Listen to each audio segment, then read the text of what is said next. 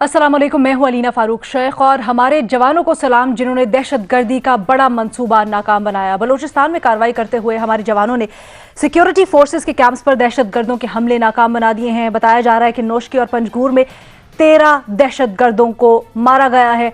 4 से 5 दहशतगर्द बताए जा रहे हैं अब तक की तलात के मुताबिक, जिनके घेरा तंग कर लिया गया है और जो क्लियरेंस ऑपरेशन है वो जारी है। ISPR का बताना है कि इब्तदाई तहकीकात के मुताबिक ये जो दहशतगर्द थे और इनके हैंडलर्स हैं, अफगानिस्तान और भारत में इनके राब्ते थे। और वजीर दाखिला शेख रशीद ने ब्रीफ करते हुए बताया कि जो इस्तेमाल होने वाला असलहा था वो अफगानिस्तान में छोड़ा गया था, वो असलहा है जो अफगानिस्तान में छोड़ा गया था। साथ ही साथ कहते हैं शेख रशीद साहब कि कल अदम TTP से मामलात ना तय होने पर तहरीक तालिबान पाकिस्तान भारत की मदद से पाकिस्तान में हमलों में इजाफा कर रही है। अब जब तालिबान ने अफगानिस्तान को टेक ओवर किया उसके बाद दुनिया को यकीन दहानी करवाई गई थी तालिबान की जानिब से मुतअद्दिद बार कि उनकी सरजमीन किसी भी तरह से दहशतगर्द कार्रवाइयों के लिए इस्तेमाल नहीं होगी, वो ये हर तरह से मुमकिन बनाएंगे। लेकिन उसके बाद ये देखा गया है कि पाकिस्तान में दहशतगर्द हमलों में इजाफा हुआ और फिर अब जो ताज़ा तरीन तहकीकात सामने आई हैं, इंफॉर्मेशन सामने आई है, उसके मुताबिक अफगानिस्तान से दहशतगर्द राब्ते में थे और फिर भारत से भी ताने बाने जोड़े जा रहे हैं। बुनियादी सवाल सारा कुछ अपने तज्जियाकारों से कि तालिबान हुकूमत के बाद से पाकिस्तान में बढ़ते दहशतगर्द हमलों की वजह क्या है। ओपन ऑप्शन है हमारे तज्जियाकारों के पास। पैनल पर आज हमें ज्वाइन कर रहे हैं इस्लामाबाद स्टूडियो से सलीम साफ़ी साहब, लाहौर से हमें ज्वाइन कर रही हैं महमूद सरफराज साहिबा, कराची स्टूडियो से मजहर अब्बास साहब और स्काइप के थ्रू अतर काजमी साहब हमारे साथ मौजूद हैं। सलीम साफ़ी साहब, आपकी एक्सपर्टीज़ है, आपसे सबसे पहले जानना चाहूँगी क्या वजह समझते हैं आप? तालिबान ने यकीन दहानी भी करवाई लेकिन उसके बाद भी अब जिस तरह की इंफॉर्मेशन सामने आ रही है और बलूचिस्तान से मुताल्लिक़ खास तौर पर। नहीं, पहली बात तो ये है कि ये इसका क्या सबूत है कि इस हमले के लिए तालिबान की सरजमीन इस्तेमाल हुई है। बलूचिस्तान के अंदर भी कई जगहों पे ख़ुद इस वक्त उनके फरारी कैंप्स मौजूद हैं। दूसरी बात ये है कि हमारे यहाँ ये है ना, अफ़गानिस्तान तो एक सॉफ्ट वो है तो हर कोई उसका नाम लेता है लेकिन दूसरों का नाम पर नहीं लिया जाता। तो ये जो लोग हैं वो ईरान में भी मौजूद है। तीसरी बात ये है कि सीपेक से या गवादर से अफ़गानिस्तान को क्या तकलीफ़ है।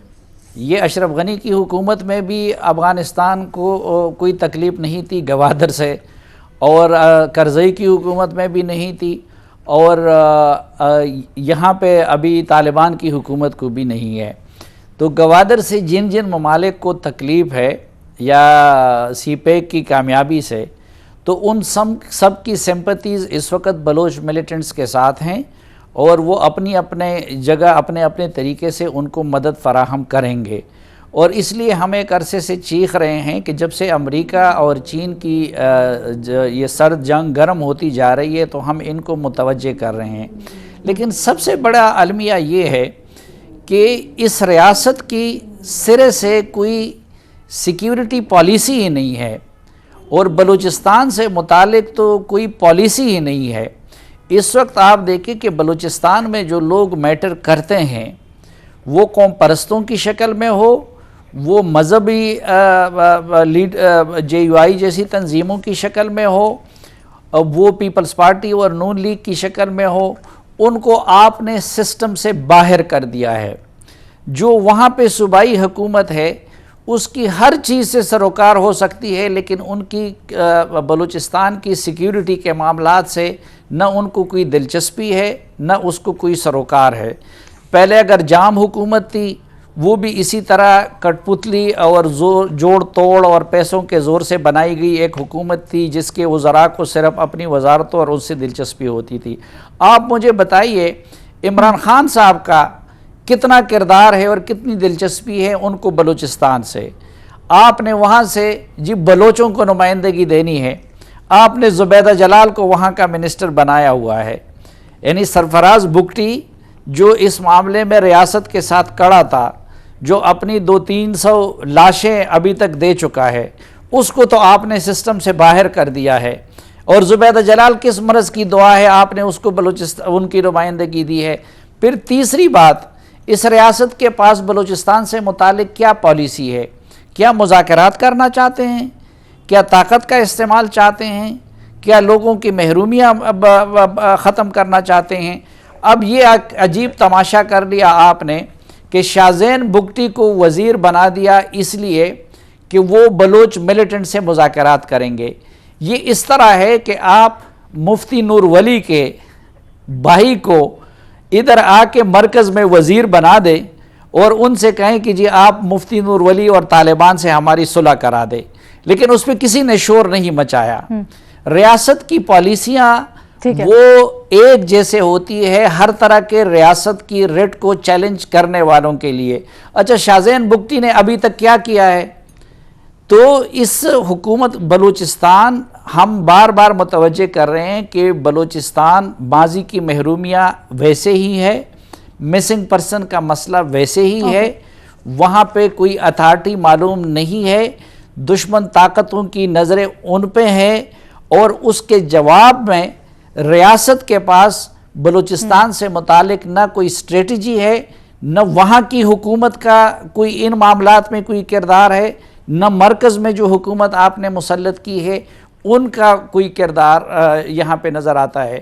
اب یہ میتھ ایک مفروضہ بنایا گیا تھا افغانستان تو افغانستان میں ان کی حکومت ختم ہو گئی، تو پھر اب یہ کہاں سے ہو رہا ہے؟ تو یہاں یہ سارے پالیسیاں ہمارے میتھس پہ اور شیخ رشید صاحب آج کہتے ہیں نا وہ جو اسلحہ چھوڑا گیا ہے وہ افغانستان سے، پھر کہتے ہیں ہینڈلرز جو تھے وہ رابطے میں تھے افغانستان میں کسی سے، ایران کا بھی نام لے رہے ہیں لیکن افغانستان کے اوپر بہت زیادہ وہ کر رہے ہیں۔ لیکن خیر اس کو آگے لے کے چلتے ہیں۔ بالکل اطہر جو یہ بات نہیں، وہ رابطے میں ہیں، وہ دنیا کی ہر طاقت سے رابطے میں ہے، لیکن جواب میں یہ ریاست کیا کر رہی ہے؟ جواب میں شیخ رشید صاحب کیا کر رہے ہیں؟ جواب میں عمران خان صاحب کیا کر رہے ہیں؟ سوال بالکل وہ ان سے زیادہ معلومات میں دے دوں گا کہ ہاں بھائی کس کس سے رابطہ میں ہے۔ ریاست کا کام یہ ہوتا ہے کہ وہ اس کو کاؤنٹر کر لے۔ ٹھیک ہے، ٹھیک ہے۔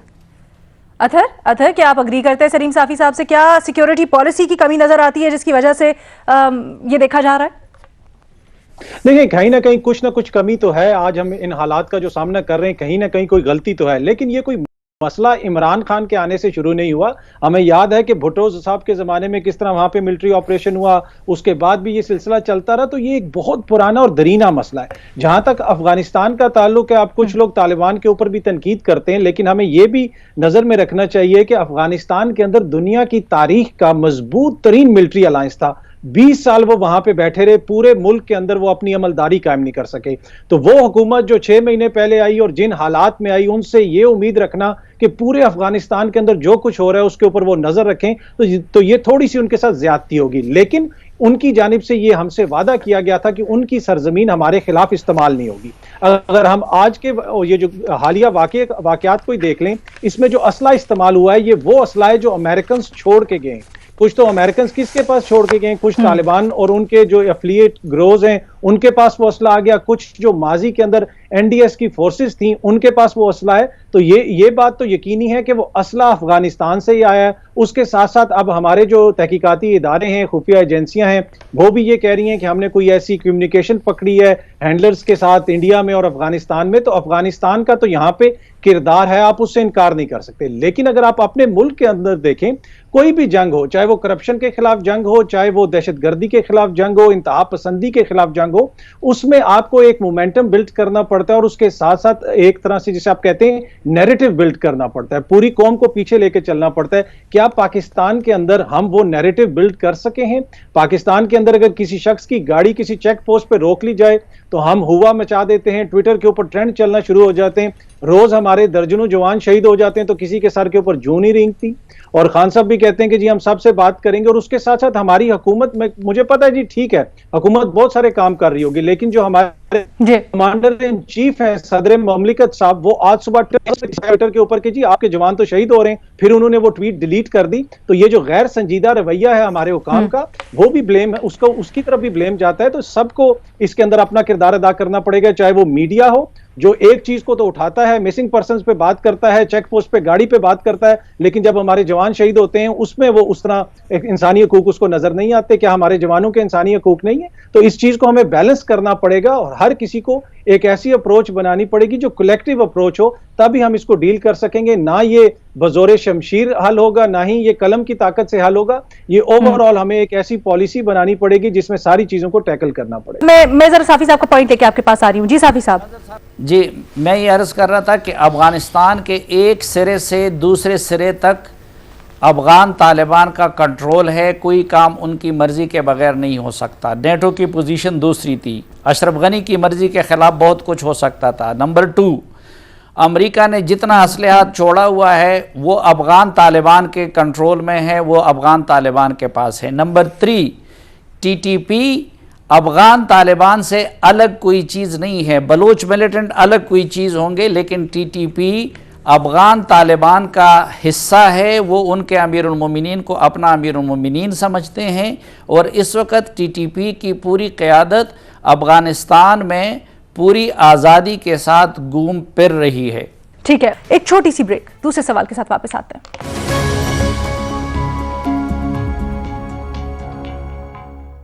بریک کے بعد خوش آمدید. مظہر عباس صاحب, تو جس طرح سے ابھی صافی صاحب نے بھی کہا, پھر عطا نے بھی کہا, کیا ہمیں اس اپروچ پر غور کرنے کی ضرورت ہے جو ہم پہلے لیے ہوئے ہیں افغانستان سے متعلق, طالبان سے متعلق؟ دیکھیے, پہلی چیز تو یہ کہ بلوچستان کا بنیادی مسئلہ سیاسی ہے, اور ہم اس کے سیاسی مسئلے کی طرف توجہ نہیں دے رہے, کیونکہ ہم ایسی حکومتیں لا کے بلوچستان میں بیٹھا دیتے ہیں جو دراصل لوگوں کی نمائندگی نہیں کرتے. دوسری بات یہ کہ کیونکہ ہمیں ہمارا اسلام آباد کا انٹرسٹ کچھ اور ہوتا ہے, اس لیے ہم بلوچستان میں تبدیلیاں کرتے رہتے ہیں اپنے مطلب سے. دوسری بات, کہیں سے اسلحہ نہیں آ رہا, اسلحہ آپ کے ملک میں موجود ہے. آپ کسی کوالٹی کا اسلحہ چاہیے وہ آپ کو آپ کے ملک میں مل جائے گا. لہذا اسلحے کے ساتھ اسلحہ جو ہے افغانستان سے آیا, یہ ساری چیزیں, یہ وہ مت ہے جو ہم سالہ سال سے سن رہے ہیں کہ جی یہ اسلحہ ادھر سے آیا, اسلحہ آیا. آپ کے اپنے ملک میں اس شہر میں اس وقت کم سے کم 20-25 لاکھ کے قریب اسلحہ موجود ہوگا اسی شہر میں. تو یہ کہاں سے آیا اسلحہ؟ تو یہ جو چیزیں ہیں اس مت کو چھوڑیں کہ جی یہ افغانستان سے کال پکڑی گئی ہے, ادھر سے کال پکڑی گئی. اصل چیز کیا ہے, یہ واقعہ کیوں ہوا, اس واقعے کی ٹائمنگز کیا ہیں.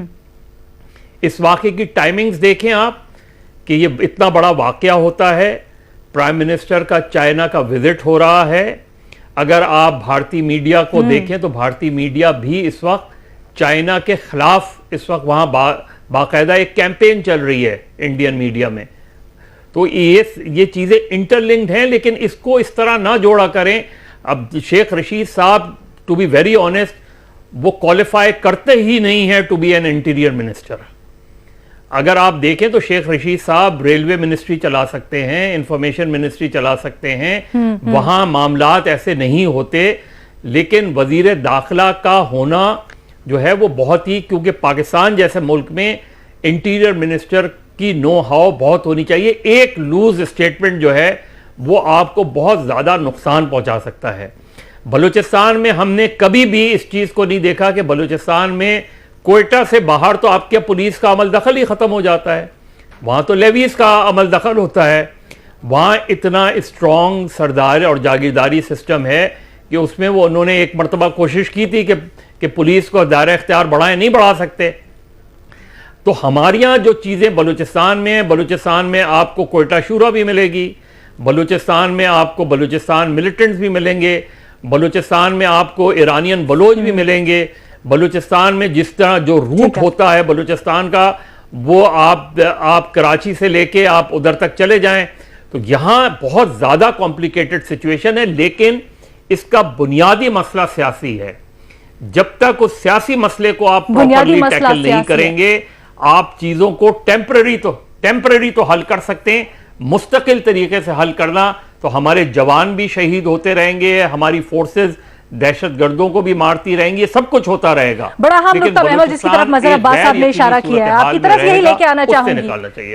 اگر سیاسی ایشو کو دیکھیں تو وزیر اعظم عمران خان نے تاثر تو ایسا ہی ملتا ہے کہ بڑی ایفرٹس بھی کیے ہیں. حال ہی میں انہوں نے جس طرح سے سلیم صافی صاحب نے بھی کہا, اس کے لیے خاص طور پر ایک ڈیڈیکیٹڈ وزارت بھی بنائی, لیزون کے طور پر ایک شخص کو بھی لگایا. لیکن کیا آپ کو لگتا ہے کہ یہ ایفرٹس درست سمت میں ہے اور ان کے نتائج نکل پائیں گے؟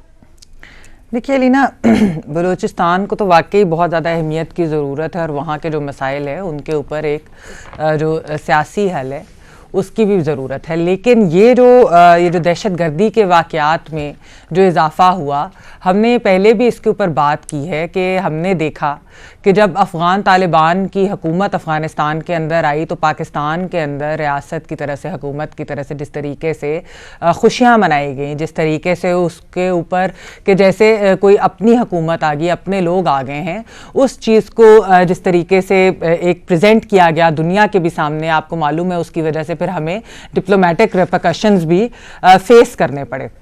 تو یہ جو ساری چیزیں تھی اس وقت بھی، یہ صافی صاحب نے ابھی جو بات کی بہت اہم ہے، انہوں نے بات کی تھی کہ افغان طالبان اور ٹی ٹی پی میں کوئی فرق نہیں ہے، ان کے امیر المومنین بھی ایک ہیں، ان کی آئیڈیالوجی بھی ایک ہو، اسٹریٹجی فرق ہو سکتی ہے، لیکن یہ ہے کہ آپ یہ دیکھیے کہ جب سے افغان طالبان کو سکسیس ملنی شروع ہوئی تھی، اور اس پہ سٹڈیز بھی اب تو آئی ہیں کہ پاکستان کے اندر اس کی وجہ سے دہشت گردی کے حملے بڑھنے شروع ہو گئے.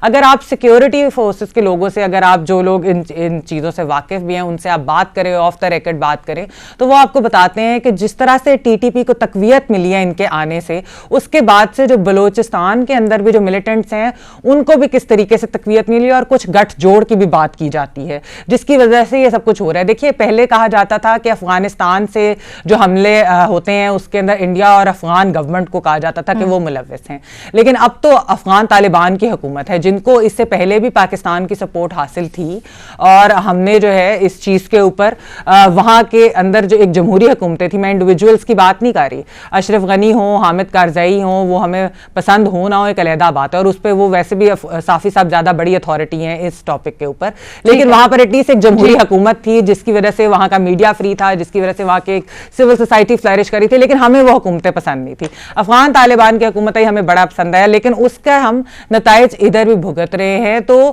ہم کیا ایک ایسا ہو سکتا ہے کہ ہمارے اپنے ملک میں تو جمہوریت ہو لیکن ساتھ والے ملک میں نہ ہو، اور پھر جس قسم کی وہاں گورنمنٹ ہو جس کے اندر کوئی تبدیلی کے امکانات بھی نہیں ہیں، جو ایکچولی ہماری کوئی خاص مدد بھی نہیں اس چیز کے اوپر کرے. ابھی صافی صاحب نے بتایا کہ ٹی ٹی پی کے لوگ وہاں بالکل فریلی چل وہ کرے، تو یہ پالیسی جو ہے میرے خیال میں اس کے اوپر ہمیں بالکل غور کرنے کی ضرورت ہے کہ کیا ہمیں یہ شادیانے بجانے چاہیے تھے، کیونکہ ہمارے جوانوں کی شہادتیں ہو رہی ہیں اور آئے دن ہو رہی ہیں. اطہر نے بھی بات کی کہ کتنی زیادہ اس پہ دیکھیے بہت آواز اٹھتی ہے، لیکن آپ کی طرف سے جس طرح سے ابھی اطہر کاظمی صاحب بھی یہ کہہ رہے تھے کہ جی ایک یونیفائڈ جتنے بھی سٹیک ہولڈرز ہیں ملک میں ان کی، سلیم صافی صاحب یہ کہہ رہے تھے سیکیورٹی پالیسی ہی نہیں ہے، اس کو دیکھنے کی بڑی ضرورت ہے. مظہر عباس صاحب نے اس سوال میں ایک اور پہلو کی طرف نشاندہی کی ہے. وہ کہتے ہیں جی مسئلے کو اس اینگل سے دیکھنے کی ضرورت ہے کہ ٹائمنگ بڑی امپورٹنٹ ہے. وزیر اعظم عمران خان کے دورہ چائنا سے جوڑتے ہیں اور پھر بھارت میں جو اس پورے آپریشن کو لے کر جس طرح سے رد عمل آ رہا ہے اور جو باتیں کی جا رہی ہیں، وہ کہہ رہے ہیں وہ بڑا غور ہے، سیاسی معاملہ ہے، سیاسی حل طلب کرتا ہے. ایک چھوٹی سی بریک، دوسرے سوال کے ساتھ واپس آتے ہیں.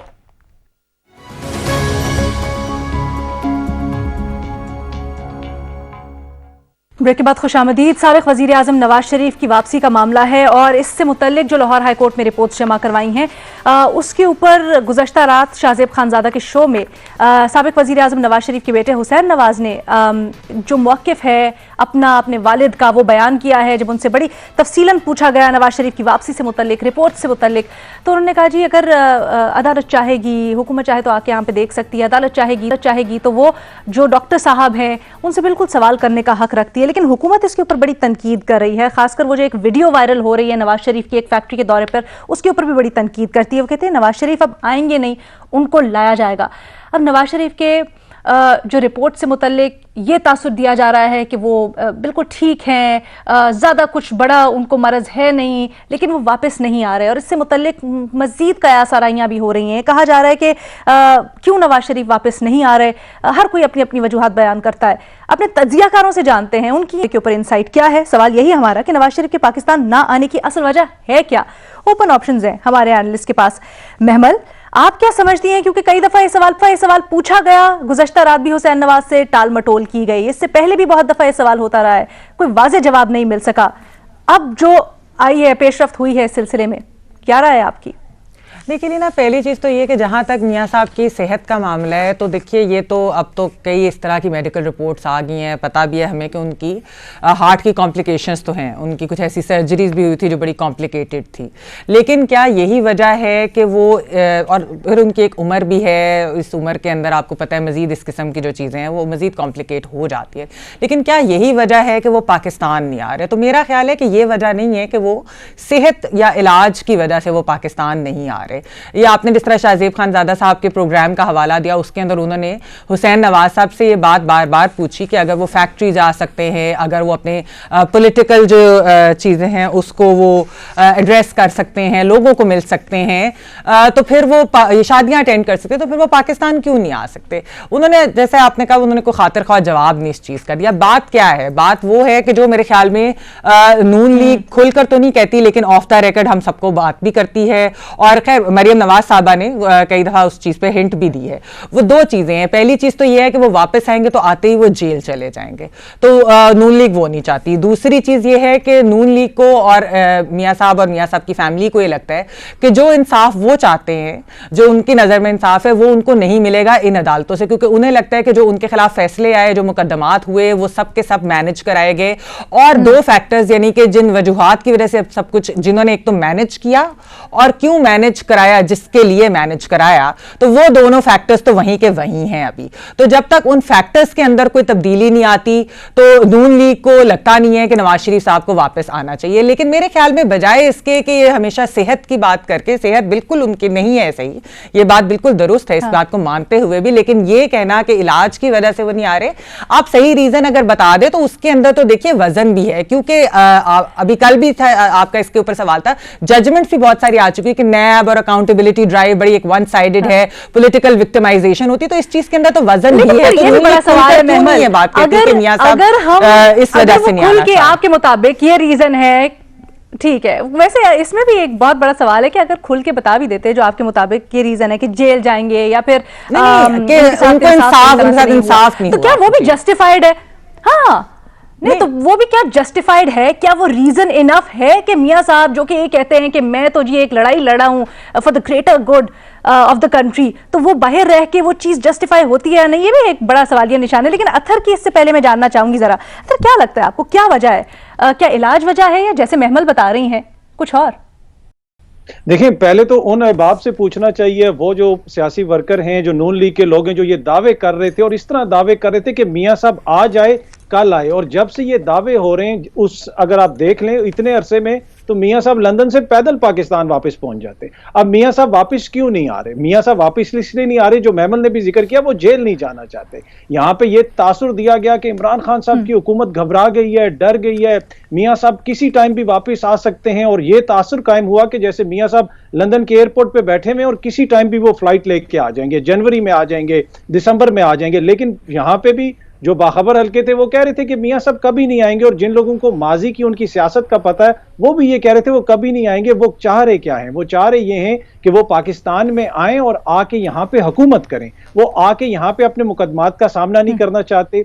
अब मुकदमात का जिक्र हुआ, कौन सा ऐसा मुकदमा है जो किसी इस्टेब्लिशमेंट ने उनके ऊपर कायम किया? देखें, जो पनामा में उनके पेपर्स में नाम आया उनके खानदान का, जिस हवाले से उन्होंने पार्लियामेंट के फ्लोर पे कहा कि ये है वो मनी ट्रेल, आज तक क्या चीज उन्होंने अदालत के अंदर पेश की मासवाए इसके के इल्जामात लगाए, कभी इस्टेब्लिशमेंट के ऊपर इल्जामात, कभी जजेस के ऊपर इल्जामात। तो उनकी ख्वाहिश ये है कि मुझे कोई ऐसी डील मिले कि मैं वापस आऊं और मुझे जेल भी ना जाना पड़े, और एकदम से आके मैं इस सियासत के अंदर अपना कोई फाल किरदार अदा करूं। और वो जहनी तौर पे ये मानने के लिए तैयार नहीं है कि सियासत के अंदर वो अभी फाल किरदार उस तरह अदा नहीं कर सकते पार्लिमानी सियासत के अंदर। तो मेरे ख्याल में उनकी वापस आने की वजह, ना आने की वजह यही है कि उनको पता है कि उनके लिए यहाँ पे मुश्किलात होंगी। और साथ साथ अब तो मरियम बीबी ट्विटर के ऊपर तस्वीरें शेयर कर रही होती हैं कि मुड़वे ढोला तेरी लोड़ पै गई है।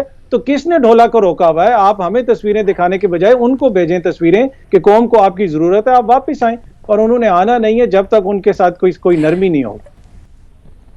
नहीं, लेकिन मजहर अब्बास साहब, कल जब हुसैन नवाज से शाहजेब ने पूछा तो उन्होंने तो कहा कि आप अवाम की राय देख लें, अवाम भी यही कहती, सर्वेस को देख लें, अवाम भी यही कहती कि नवाज शरीफ साहब बिल्कुल ठीक होके तंदुरुस्त होके वापस आए।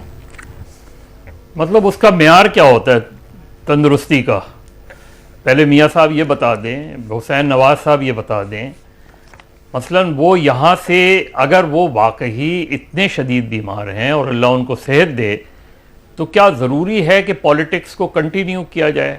مسلم لیگ نون ایک بڑی بھرپور سیاسی جماعت ہے، ان کے بھائی یہاں موجود ہیں، بھائی بھی گو کے بیمار ہیں لیکن بہرحال وہ پاکستان میں موجود ہیں، ان کی بیٹی یہاں موجود ہے، ان کے پرانے سیاسی جو رفیق ہیں وہ یہاں موجود ہیں، تو جب پوری پارٹی موجود ہے تو میاں صاحب وہاں رہ کے علاج کروائیں اور پولیٹکس سے اپنے آپ کو پولیٹکس سے دستبردار ہو جائیں، اور مسلم لیگ نون کو اپنے لحاظ سے جو زمینی حقائق ہیں اس کے مطابق پولیٹکس، ایک طرف آپ بیماری کا کہتے ہیں، دوسری طرف آپ سیاسی وہاں جلسوں سے بھی خطاب کرتے ہیں، ٹیلی فونک ایڈریس بھی کرتے ہیں، پارٹی میٹنگز بھی اٹینڈ کرتے ہیں، یہ تضاد چلتا نہیں ہے، لیکن چیزیں زیادہ عرصے تک چلتی نہیں ہیں۔ لیکن سر مسئلہ یہ ہے نا کہ وہ نہ صرف وہاں پر مقیم ہے بلکہ وہ ایک مجرم ہے پاکستان میں، وہ یہاں سے جیل سے گئے تھے یہ کہہ کے کہ علاج کروائیں گے، دیکھیں علی بیٹھے رہنا بھی ان کا ٹھیک ہے یا نہیں، ہاں یہ بھی بہت بڑا سوال ہے۔ علینا دیکھیں بس وقت بڑا کم رہ گیا مزہ صاحب، میں صافی صاحب کو کامنٹ اس کے اوپر جاننا چاہتی ہوں، بس میں مزہ صاحب کا سوری مزہ صاحب صافی صاحب یہاں پر بڑی بات ہو رہی تھی ابھی کہ کچھ لوگ بتا رہے تھے کہ کیا ہو سکتا ہے کیا نہیں ہو سکتا، تجزیہ اگین سب کے تجزیے تھے، سر آپ نے بھی تجزیہ کیا تھا، اندازہ لگایا تھا کہ شاید میاں صاحب جنوری میں آ سکتے ہیں واپس؟ نہیں دیکھیں، وہ تو خود ان کے لوگ کہہ رہے تھے اور کہ جی وہ آ رہے ہیں، کیونکہ اس وقت ان کی ڈیل بنتی جا رہی تھی، تو پروگرام بن رہا تھا کہ جی وہ قدموں میں جانے کے لیے، تو اصل میں عمران خان صاحب جا کے پھر دوبارہ قدموں میں لیٹ گئے، تو ان کے لیے جگہ ہی نہیں رہی، تو اس لیے وہ منصوبہ جو ہے ملتوی ہو گیا۔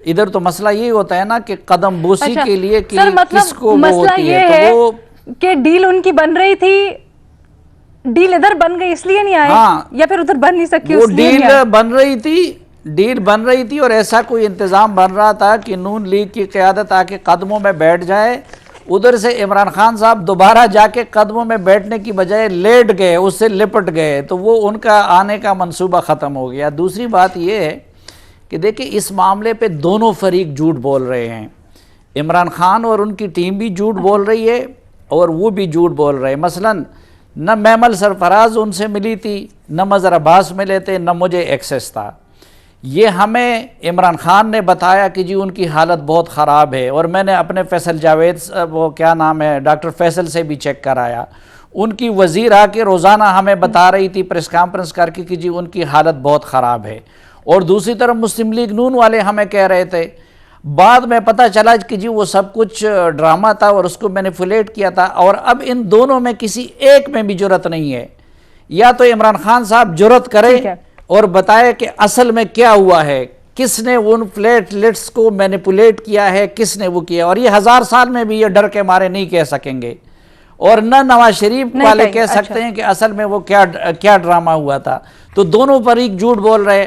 اچھا پھر ایک صاحب کو ابھی ہم بلوچستان کا ذکر کر رہے تھے کہ انٹیریئر منسٹر کا کام تو یہ ہے کہ وہ بلوچستان کو سنبھالے، خیبر پختونخوا کو سنبھالے، وہ شہزاد اکبر ایک صاحب کو لایا گیا تھا کہ جی وہ نواز شریف کو واپس لائیں گے، نواز شریف کو لانے کی بجائے وہ واپس چلے گئے، وہ پتہ نہیں اب پتہ نہیں کس ملک کی شہریت ہے اور کہاں پہ جائیں گے، یہ ساری چیزیں تو یہ ڈرامے انہوں نے بنائے ہوئے ہیں دونوں فریقوں نے۔ اور مظہر صاحب کی بات ٹھیک ہے کہ بھائی اگر آپ کی صحت ٹھیک نہیں ہے تو دے دے، استعفیٰ دے دے، سیاست چھوڑ دے پھر کسی اور کے حوالے۔ ٹھیک ہے صافی صاحب، اس کو آئندہ کے ایپیسوڈز میں ڈسکس کریں گے، اس وقت میرے پاس ٹائم ختم ہو گیا، اپنا بہت خیال رکھیے گا، اللہ حافظ۔